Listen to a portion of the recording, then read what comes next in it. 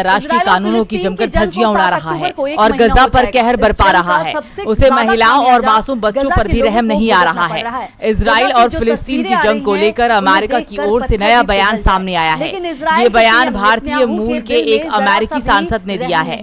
वरिष्ठ भारतीय अमेरिकी सांसद डॉक्टर अमी बेरा ने इजराइल और फिलिस्तीन दोनों पर बेहद संतुलित बात की है। उन्होंने शुक्रवार को कहा कि इजराइल अपनी ताकत के नशे में चूर है। वो अंतर्राष्ट्रीय कानूनों की जमकर धज्जियां उड़ा रहा है और गजा पर कहर बरपा रहा है। उसे महिलाओं और मासूम बच्चों पर भी रहम नहीं आ रहा है।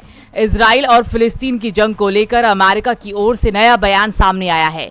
ये बयान भारतीय मूल के एक अमेरिकी सांसद ने दिया है। वरिष्ठ भारतीय अमेरिकी सांसद डॉक्टर अमी बेरा ने इजराइल और फिलिस्तीन दोनों पर बेहद संतुलित बात की है। उन्होंने शुक्रवार को कहा कि इजराइल को अपनी रक्षा करने का अधिकार है और फिलिस्तीन के लोगों को जीने का अधिकार है। इसके साथ ही उन्होंने पश्चिम एशिया में संघर्ष के शांतिपूर्ण समाधान का आह्वान किया। बेरा ने एक वीडियो संदेश में कहा कि मेरा दृढ़ता से मानना है कि इजराइल को अपना अस्तित्व बचाए रखने और अपनी रक्षा का अधिकार है।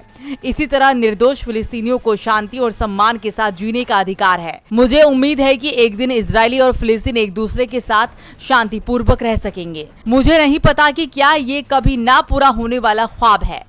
अमेरिकी सांसद ने कहा कि मैं इतना जानता हूं कि अगर निर्दोष इजरायलियों की जान जाती रहेगी और निर्दोष फिलिस्तीनियों को मारा जाता रहेगा तो ये कभी पूरा नहीं होगा। फिर दोनों मिलकर शांति से नहीं रहेंगे। बेरा ने कहा, संघर्षरत नागरिक तक मानवीय सहायता, भोजन, पानी और दवा पहुंचाने के लिए हमें तत्काल संघर्ष विराम की आवश्यकता है। इसके बाद हमें आगे एक अलग रास्ता तलाशने की जरूरत है।